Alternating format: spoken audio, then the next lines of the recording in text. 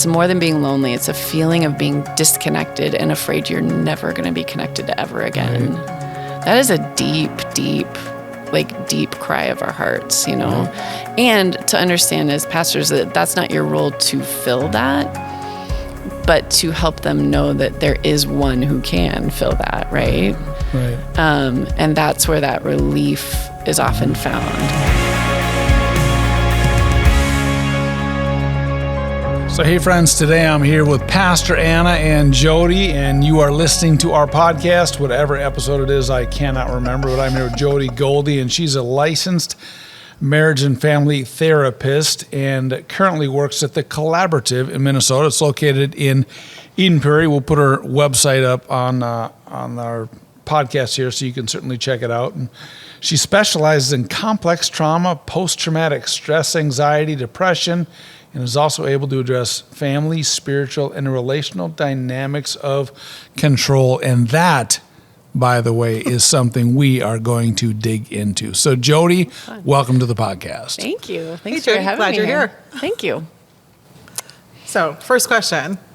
I'm going to ask you a little bit, because we want to talk a little bit about emotions and anxiety and what that feels like. Because, you know, we do a lot of praying for people. We talk to a lot of people who are dealing with anxiety. And so tell us a little bit about your take on anxiety and how you might treat somebody with anxiety. Or what is anxiety?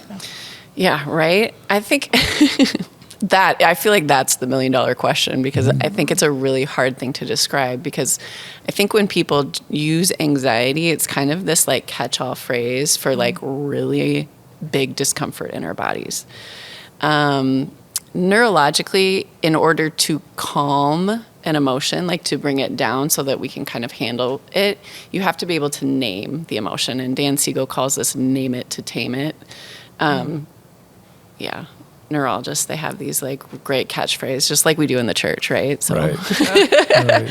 But the problem with anxiety is that you can't name it, because it actually is not an emotion that is nameable, which is really weird. So let me like kind of break that down. So there was this guy named Jaak Panksepp, and I love his name. That's a great name. I know. He's passed on now, but he was known as the rat tickler, because what he did was he's the father of affective neuroscience, which is basically the study of emotions. Mm-hmm. And so he looked at, like, I think he was looking at his dog, and he was like, my dog has emotions, and they're really important. And I think if we figured out emotions in animals, because we can actually, do some experiments on animals and understand them a little bit better.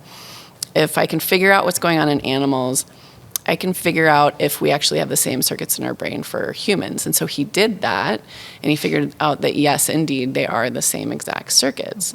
So there's, I believe, 8 circuits of emotion that we're born with. Things like fear, care, play, anger, like all these things make sense, right? So anxiety, what they've found, actually runs on 2 of those neural circuits. One of them is fear, which we all are like, yeah, that makes sense. We can understand that. But the other circuit that it runs on is this really strange emotional circuit that I feel like is very unnamed, called panic grief, is that what he calls it? And there's a woman that I like, her name is Sarah Payton, and she has named it alarmed aloneness. So it's that feeling that you get when you're a little tiny kid and you're in Target and you lost your mom. And you feel like you're never going to find her, and it's like you're separated, and it rings all the alarm bells on our body, because we were made for connection, right? Oh. And so this alarmed aloneness, oftentimes when I talk with people about, okay, what is anxiety and what are you actually feeling, they'll either name like fear, or I'll name this other unnameable emotion of alarmed aloneness, and they're like, that is what I feel. That is the panic inside me, that I'm never going to connect with another human again. And so that once we can name that, then we can hold it differently and move around it and actually like work with it. Because if you think about it, loneliness oftentimes we think is like a depressive state. We don't think of aloneness as a panic state, as an agitated state, but it totally is. It's an upregulating state. And so then we can, especially like church, right? that puts us in this unique position to be like, oh, not that we can fill that need, but we can work with it differently and notice and name and hold and care. And especially because that's the only promise that we truly have from God, is that he will never leave us. He will never forget us. I really believe that he created us with that circuit because he is the one that fills that circuit. So I've never heard of alarmed aloneness before. And I would ask, how do you tell a difference between someone who, fear and alarmed aloneness? To me, before 5 minutes ago, I would have lumped everything onto that fear category. But as you talked, recently I thought, there's this person I've been speaking with who recently lost her husband. She's in her early 70s, and he passed. And whenever she talks, here's the things that she says. She says, and I just listen. She says, I don't know how I'm going to get everything done. I have to put away this. I have to do this. I have to put away this. I have these bills that come in. I didn't know to do this. He did all of this. And as she talks, her voice gets faster and the pitch gets higher. And I wouldn't say she's afraid, but I think it's that aloneness that's causing enormous anxiety on basically what she was telling me without telling me is, how am I going to cope without my husband here? This would be my first winter alone, managing our entire house and everything he left behind. Yeah, absolutely. That is a great example, because you think about, like, maybe even she could probably do all those things when he's there, but just the fact that he's there, that's he's not there, sorry, that's the panic. That, like, maybe she would take care of all those tasks normally and be like, that's no big deal, because she had that, like, home base of somebody to process with, somebody to talk with, somebody where it didn't feel so alone. Absolutely. Yeah, that makes sense. So say someone has anxiety, they're feeling anxiety, and you know the stats on how many people struggle with it. I would just say it's an epidemic right now with anxiety. Yep. Especially amongst our teens, young adults, and even seniors. They have anxiety over finances, over their health, over, will I have enough? Will my kids visit me? In teens, all that social media creates an enormous amount of anxiety, the fear of being left out and everything else. So with it being such an issue, a widespread issue, and parents who are listening to this, your kids, this is something they probably struggle with, even if they haven't told you. There's signs that you can look for in them, and hopefully, Jody, you'll cover that as well today. But why do you think, in clinical terms, why is this whole concept of anxiety? You didn't hear this in the 70s and 80s and 90s, and if you did, it was usually behind closed doors in an office. But why is it now that just now we're starting to say, this anxiety, it's a real thing? That's a good question that I'm not sure I can answer, but I'll give a stab at it and see what happens. I do think this interconnectedness that we have with social media, and we kind of have a global world. And if you kind of take in the diet of what the world is giving us, is that there's like these shoulds about how we're supposed to feel or how our lives are supposed to be. We're supposed to have friends, everything's, you know what I mean? Things like that. But I think there is a deep loneliness in humans that causes intense disconnection and uncomfortability. I think we've started to name it now. So I don't know. I would love to know what people experienced back then, if it really was any different or not. But I think there's this, okay, how do you explain this? People have gone more social media, right? In their connections. Like working with teens a lot of them don't have friends in real life, right? They have friends online. I don't know that face-to-face contact and the thing that happens when you're in a room with another human, that resonance that happens, it doesn't happen the same when you're on a screen or when you're on a computer. There's like this this real human connection that happens, and I think we're starving for it. Right. I look at architecture, and that always kind of tells you where we're at as a culture. For example, in the 50s, everyone had a front porch. And people used to sit on the front porch, drink lemonade, have bonfires, talk. And that all started to change in the 70s when the home became a sacred space. In the 80s and 90s, people started building their garage in front of their house, and the front door was receded. That was making a statement that when I'm home, I will park my car, close the garage, and I will go into my house, and you will leave me alone. And then life happened in the backyard. And within that time, social media came on the scene. So now we go to our houses, we go open the garage door, close it, don't talk to any neighbors. We go into our house, we look in our backyard, and we get on our phones. But recently, in the last probably decade, that started to change, and people realized we're isolated, and now you notice front porches are coming back in architecture. Yeah. And that's just kind of a sign of how it follows people. But I'd say that as we're dealing with this whole anxiety piece, it's that people are recognizing, look, I'm part of my social anxiety is coming from the fact that I no longer know how to interact with people.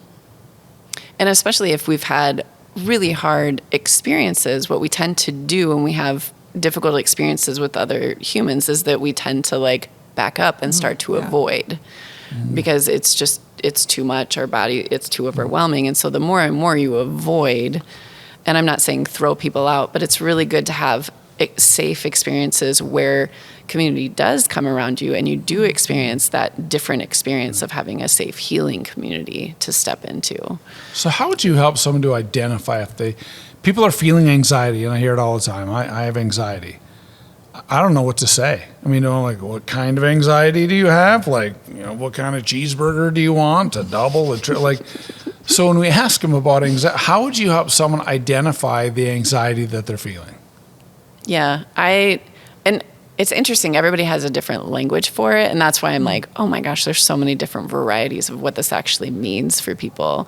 But I think noticing, okay, so when somebody says, oh, I have social anxiety, okay, you're having a hard time with relationships. That tells me that alarmed aloneness is probably going off the charts. But if you start to ask them, like, what happens? What are the cues in your body that you notice? Like, when do you get anxious? That'll give you the clue around which one they're dealing with. Because a lot of times I'll ask a lot and it will be the fear one. And I'm like, oh, okay, that's a whole different thing. Like, you are afraid and some things have happened where you're terrified to drive in a car. That's different. That feels like, okay, that's a phobia, or like, what we would call phobias. Like, that's something that maybe we can work with to bring down that distress and use actually some of those like traditional therapy techniques. But when you're talking about that alarmed aloneness thing, I'm like, that's where you guys come in. That's where I don't know if sitting with a therapist is going to care for that alarmed aloneness. Like, I have ways that I do it, but community is such a sweet, like the front porch, and for people gathering around and actually feeling supported and less disconnected. That's where community comes in big time. Yeah, we talk a lot about that with groups ministry, and that we're created for that connection with God and with other people. That's actually our tagline for that. It's like we're created for connection with God and other people, and that's really important. So it's good to hear that from you and how important that is to help ease that anxiety. I wanted to ask a little bit about the fear piece, because like you're talking about the difference in the architecture over the years. There's a difference in our news media over the years and the 24-hour news cycle. We hear everything and every bad thing that happens everywhere, and all of the conspiracy theories in our government and all of that kind of stuff. Like, how do we, could you speak to that at all, and how that fits into that fear piece?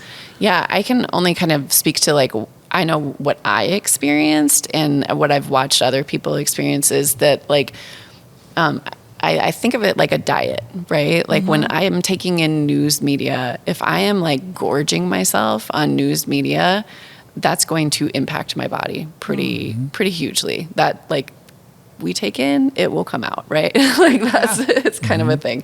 I notice, I really observe my body a lot when I'm watching news media or like if somebody will send me a conspiracy theory podcast or something, they're like, I want you to listen to this so that we can engage. I really listen so that I can actually engage. but I notice what my body's doing the whole time, and usually it's fear. How do you notice what Yeah. your body's doing?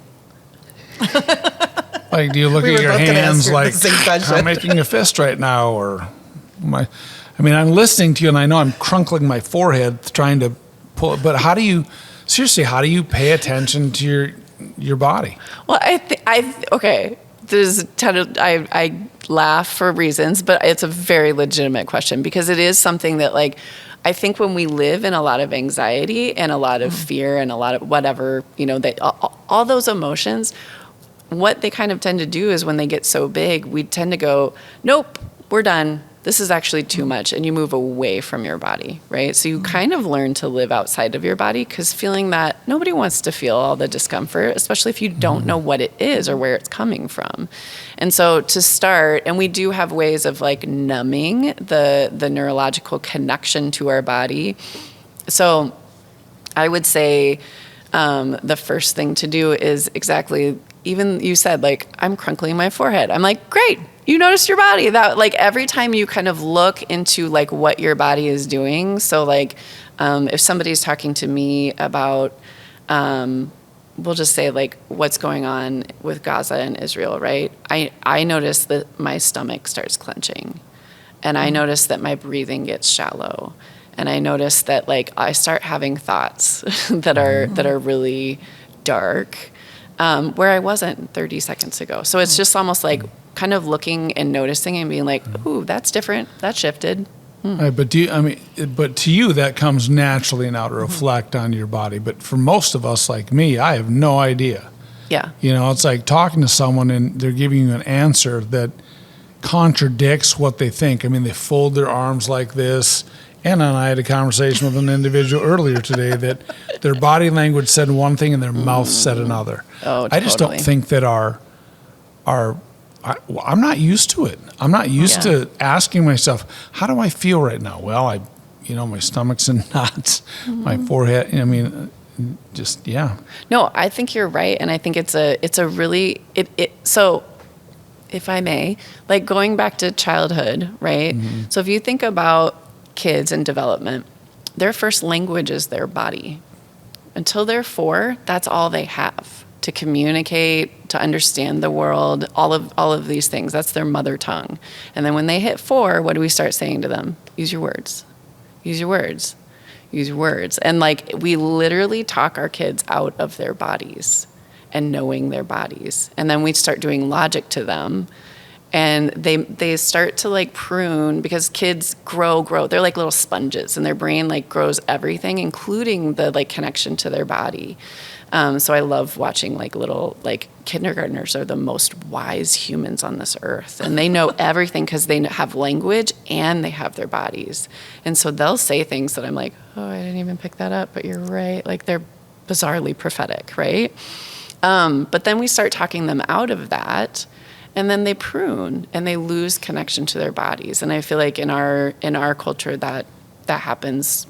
That's just what happens. But if you think of your body as God has created us with bodies, that we have a nerve in our body, the vagus nerve, right? Most people have heard of that, a wandering nerve, or Russ Manakin calls it the soul nerve. And it's 80% of its job is just to take in information from the atmosphere and let us know what's going on. That's it. That's what it's created for. And then working with it helps you calm, like that's the anxiety nerve. If we can work with that nerve, helping it calm, we can do a lot. But So how do we work with that nerve? so if you can think of it as like the nervous system, right? A lot of us don't realize that we have a nervous system. And anxiety is a huge nervous system emotion. And so noticing our body, notice when we're like, you can feel in your body like when you're like, oh, okay, I'm chill.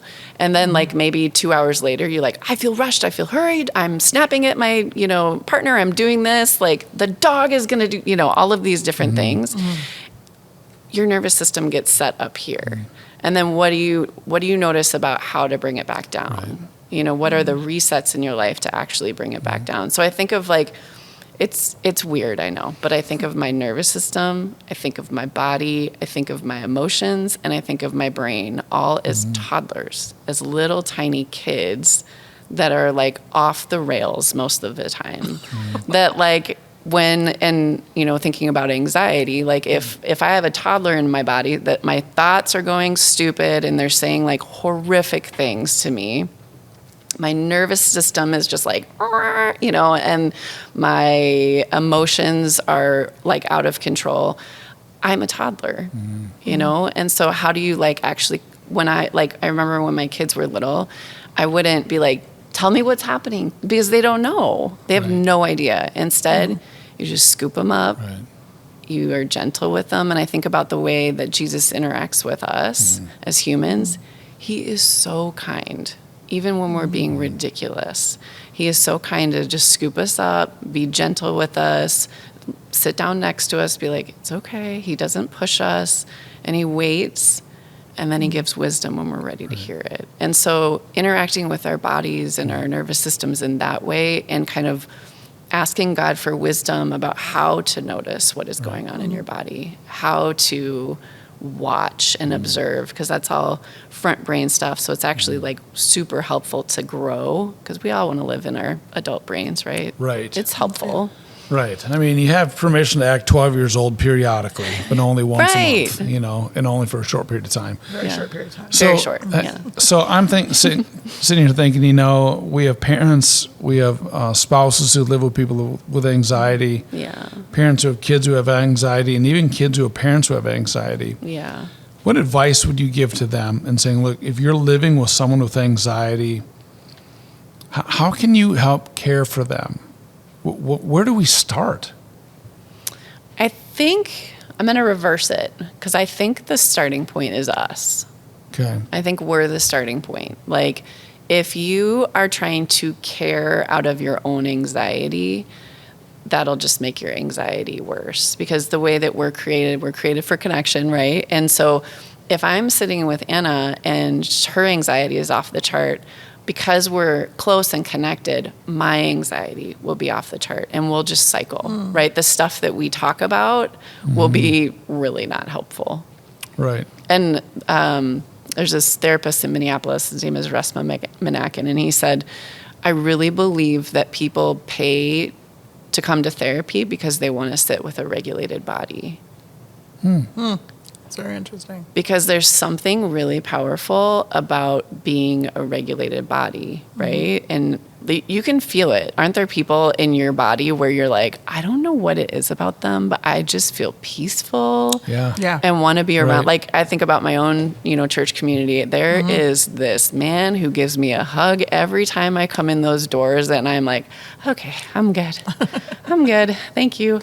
And so, like, there's just something about that. So to start there would be like probably the first step. So noticing your own like activation levels and what happens to you, and starting to name emotions, because a lot of us have what's called alexithymia, which is the inability to name emotions.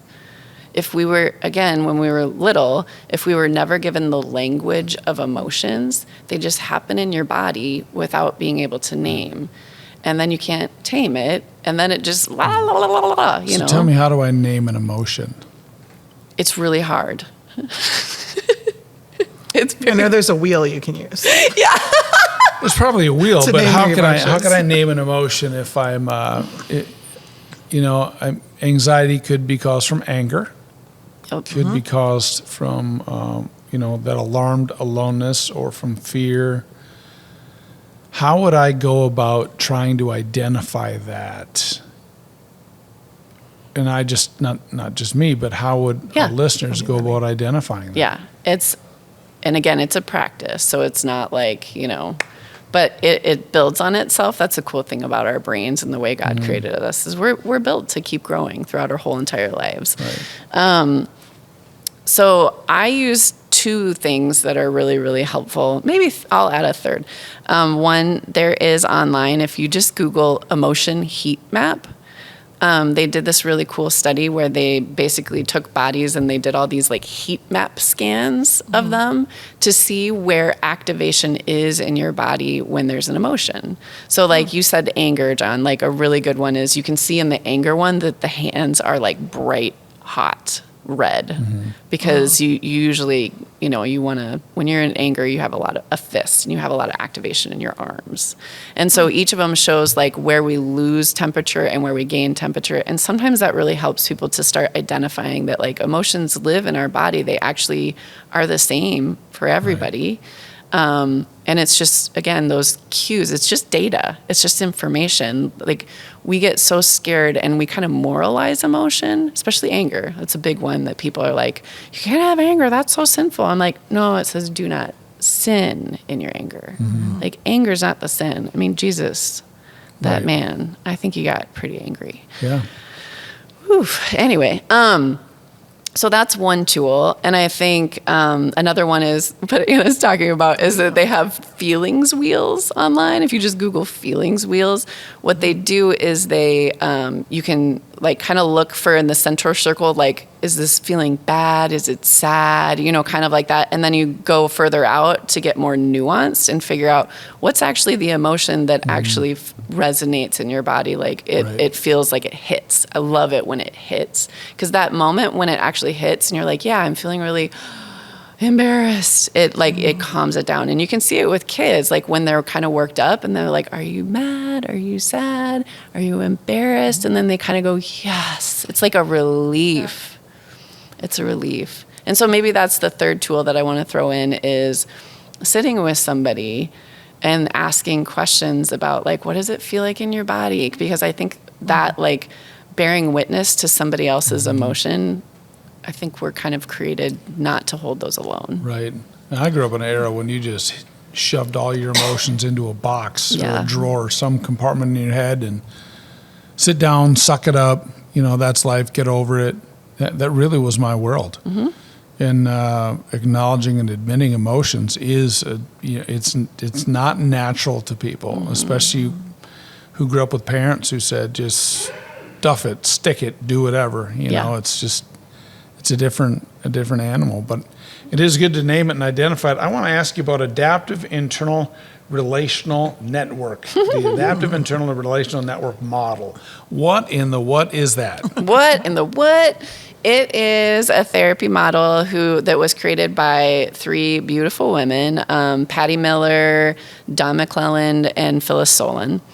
And so what they did is they were really looking at what clients were saying and what the latest research, because after we got brain scans, we realized like a lot of the stuff that we used to do for treating PTSD and things like that or trauma, they weren't right actually.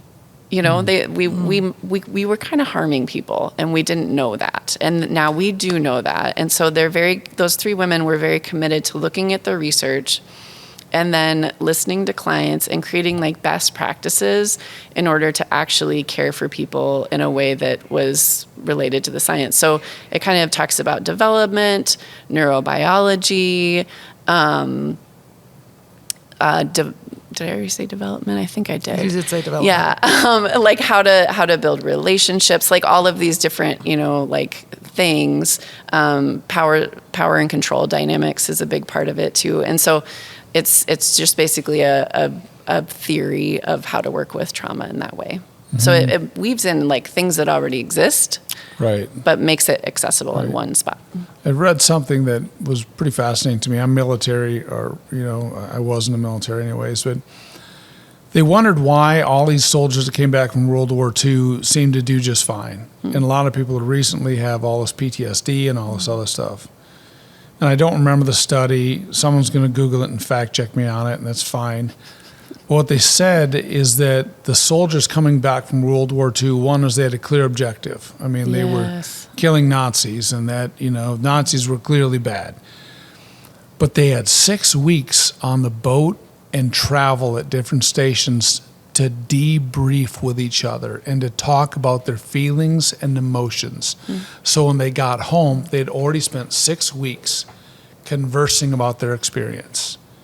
And now, you can go overseas and the next day be buying groceries at the local grocery store back home again. So there's no time to process that. And so when it comes to anxiety, I don't think people spend much time processing why they feel anxiety.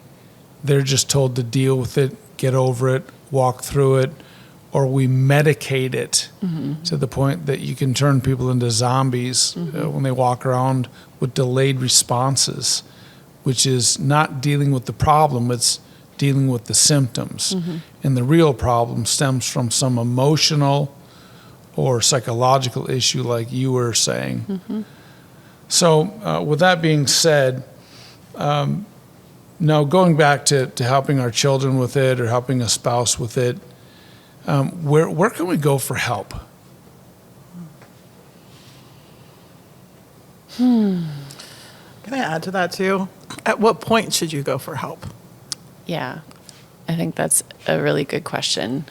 I think there's like a low to medium anxiety that is low anxiety can be really motivating actually. And there's like an adrenaline hit that you get with a little bit of stress, right? Is actually good. It's very motivating. So I'm not of the thing that we never let our kids experience any stress. And like, well, that's how we build a lot of like muscles. In bubbles your whole life. You're going to experience stress. Dogs bark, babies cry. That's life. Yeah. But but then once you start getting to like that medium point and you are not able to like have the skills to like, it's when to seek help is when it's starting to become that place where you're not doing the things that you love to do and you're not able to live. So debilitating. Because yeah. everyone has anxiety once in a while, and that's okay. It's like being afraid. Everyone should have fear. And you see a bear in the woods, I hope your heart starts to pound and you're like, I got to run, versus, hey, look, a bear, let's go pet this teddy.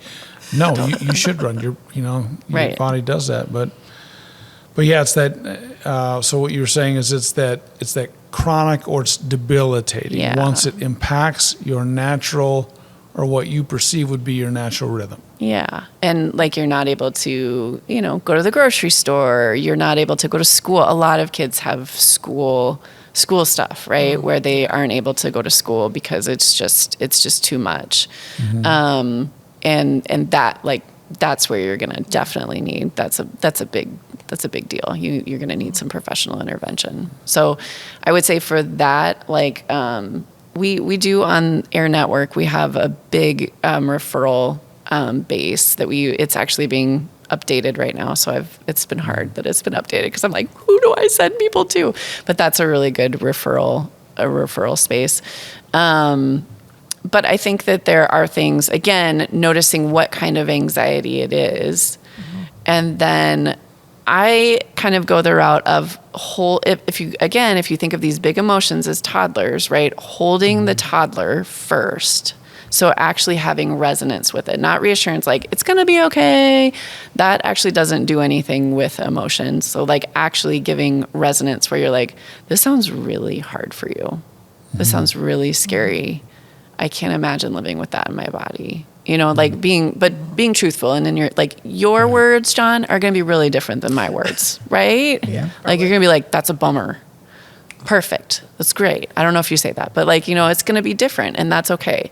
But actually noticing I see you and then go into problem solving. That's huge, actually. I know in as a pastor, and Ann and I know this, oftentimes you just want to fix things for people to go, do this, here's your 4 things you should do.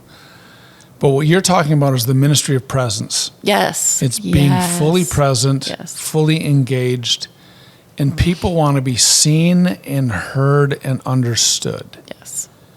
And I'm not a good counselor at all. I don't claim to be. So if you're listening to this, don't set up appointments with me. Just saying, talk to professionals. I'm just saying. But when I listen to people and look at them, and say, what I hear you saying is that you're struggling right now as a person and you're hurting. It's as if all of that tension leaves the room and it's just the two of us who can have a real conversation.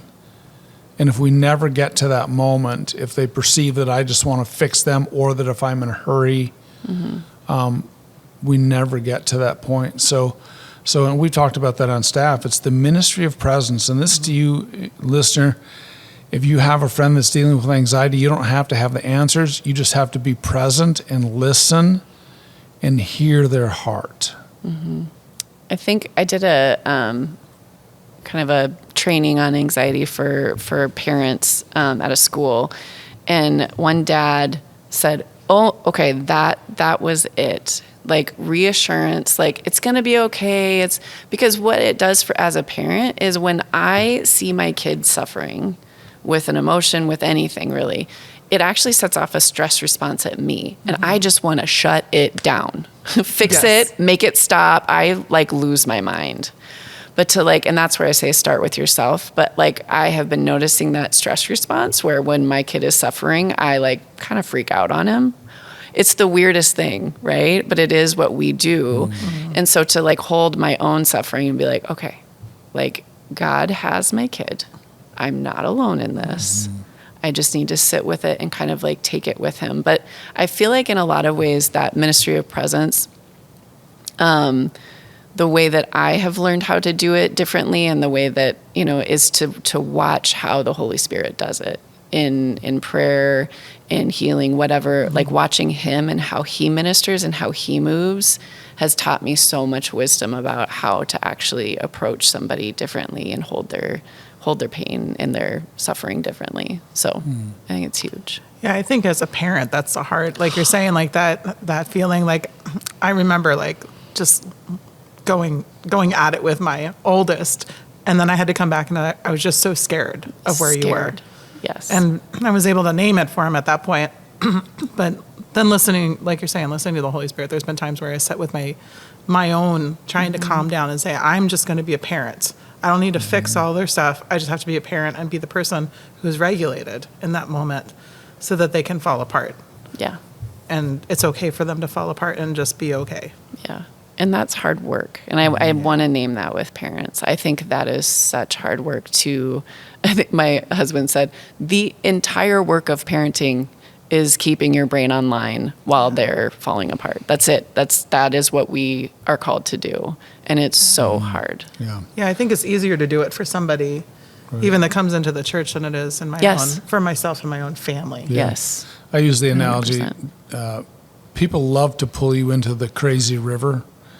They're constantly trying to suck you in the crazy river, and you just have to stay on the shore. Do not let them draw you into the crazy river, because it's really hard to breathe underwater. You know, so just don't do it. But how do you you said this phrase? You said carry other people's burdens. How do you carry them and not let them weigh you down?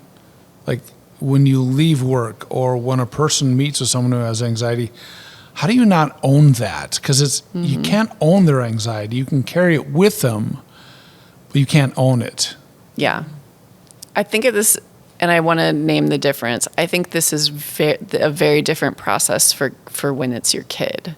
Yes. Because I don't know. Like when it's your kid, but I'll give you what I do for like clients and people that I really, really care about, like my friends and things like that. But a lot of times there are things that people are bringing that like I can't fix, I can't do anything about, and it feels so helpless. And so I do kind of a process like when they leave, if it's too much, and I'll do like a spiritual rescue mission. That's what I call it. But it's basically this idea that like whatever I do in the spirit matters. And so I will intentionally pray for them and ask that they're not alone. So whatever they're carrying, that there are angels surrounding them. That the Holy Spirit is ministering, even if they don't know, if they don't know, just that they have help, don't know God, sorry, that they have help and they have care, and that matters and it's real, and that's where I need to leave it. Because then it's not mine anymore. like I've asked the Lord to do his work and partnered with him. And so that helps me a ton to step away and be like, okay. And sometimes I've been really surprised by what comes out. I know I had one client who was like, what'd you do? I had 6 angels show up. And I was like, what?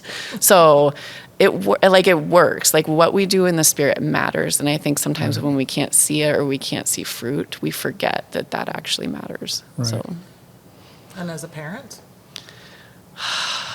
I was just talking to somebody about this today, actually, and we decided to do the same process. Okay. Yeah. So because it was like, I think it's just so much heavier because it feels like you can't lay down the burden. You need to like keep walking with it, but it exhausts you. It's not sustainable. And so how do you kind of hand that over, at least even for, in continuing to hand that over? I think it's a harder process, but similar. So, for Christians looking for a good Bible verse to maybe write down and stick on their mirror who are dealing with anxiety, you have any recommendations? Oh, yeah. Hold on. Did you bring a list? No. Oh, you bring your phone out. A good friend of mine just sent something to me, and I was like, oh my gosh, this is like so great. And this is what people need to know, that the verses in the Bible, many of them are promises of God. And so we claim these promises. You can claim these promises on your life, like cast all your cares and anxiety on me. We can claim those promises. They're not words in a book. They're God's promises right from his heart to yours. And so as we read them, we're reminded of God's promises. So, yeah, do you have some? Yeah, she sent this to me. She actually read it to me, and I was like, can I have that? Anna, can I use her reading glasses? Yeah, you can use my reading Wow, glasses. it just happens. I have some too if you need them. Right. Okay, so what she did was she was just really, really struggling with like feeling very agitated and this anxiety feeling. And so she took all the words in this verse and just kind of almost blew them up. Almost like amplified them to make them more and more so that she could like really do it. So very common verse, but Philippians 4:6-7. Do not be in a state of agitation, fearful, or disturbed about anything, but in every set of circumstances in which you find yourself, by prayer and petition, or an attitude of calling upon, beseeching, with gratitude, bring your requests into the presence of the Lord. And this is kind of the part that like really grabbed her, who is of superior rank and status above any other being in existence, and the tranquility, calmness, restfulness of God, which are all the opposite of anxiety, right? Yeah. Like that is where we find that like sereneness, will preserve, shield, keep safe, fortify your hearts and your minds, which to your mental clarity, your powers of reasoning, thought, and comprehension, when Christ is at the center of your life, when you are in union with him. And I just love that because there's so many times when anxiety has probably been my biggest. Like, I've gone through a lot in my life. I think anxiety is like the thorn that doesn't go away. But I've started to try to really partner with it and see it as just data. Like it is just telling me that there's something that's sticking with me that I need to pay attention to. And instead of like figuring it out like I always try to actually partner with the Lord and like come into connection with him where he can like shine a light in those places that are so overbearing and painful. And then he wants to heal it. A lot of times I've always thought that I needed to work harder, work smarter, right? Yeah. But like this whole journey in the past, like maybe year has been like, stop. Let me cleanse it. Let me cleanse the wound. Stop working on it because you're just picking at it and making it worse. And so that was really helpful to me to just understand that like he is the place where anxiety does not rest. And that is the refuge that I need to run to instead of trying to figure it out myself. So That's good. That's really good. Very good. So as you're sitting here with 2 pastors. not intimidating at all, by the way. Not Well, I didn't think so. all. I have a chair-like I'm pretty demeanor. intimidating. You actually are. Anna is, But it's I have okay. It's in a chair-like good way. demeanor. So anyways, what's what advice would you give us now and say, okay, when we deal with people with anxiety, which is actually a lot, Yeah. what words of wisdom do you say, hey, this is something that you have to make sure that you are always aware of in session?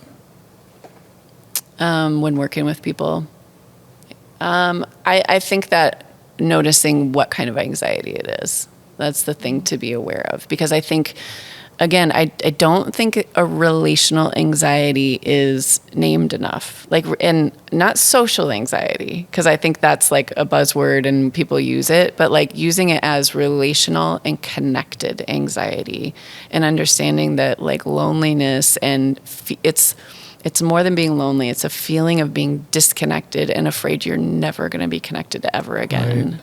That is a deep, deep cry of our hearts, you know? Right. Yeah. And to understand as pastors that that's not your role to fill that, but to help them know that there is one who can fill that, right? Right. And that's where that relief is often found. And for those who don't know God, like, because I know that you work with a lot of people who don't know God, to say that there is something there, and to notice, like, you might be able to get some of that with community, but you might notice that it won't go as deep as you want it to. Yeah. You know, so like kind of holding that when you're working with people.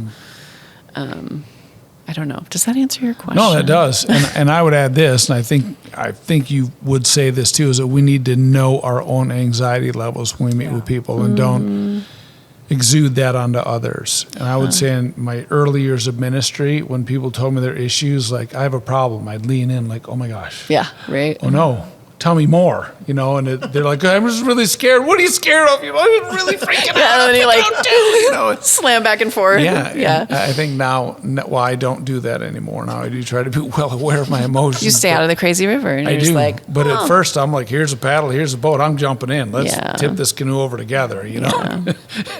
But yeah, so I would say, yeah, be aware. And I've gleaned that from this conversation, be very aware of my own yeah.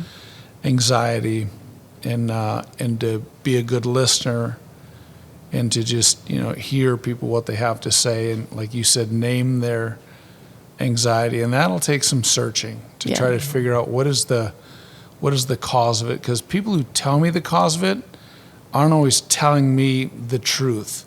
They might be telling me their emotional truth, but it's not the real truth. And sometimes they're different. So thanks for being with us today, Yeah. Jody. Yeah, Jody, I really appreciate how you bring science and our emotions and the truth of God and the Holy Spirit right into all of that, because I think that's where we bring life. Agreed. We would affirm that Christ can heal our wounds. Yeah. Absolutely, and make us whole again. So thanks, Jody. Appreciate your Thank time. you so Thanks much being for on the podcast. having me.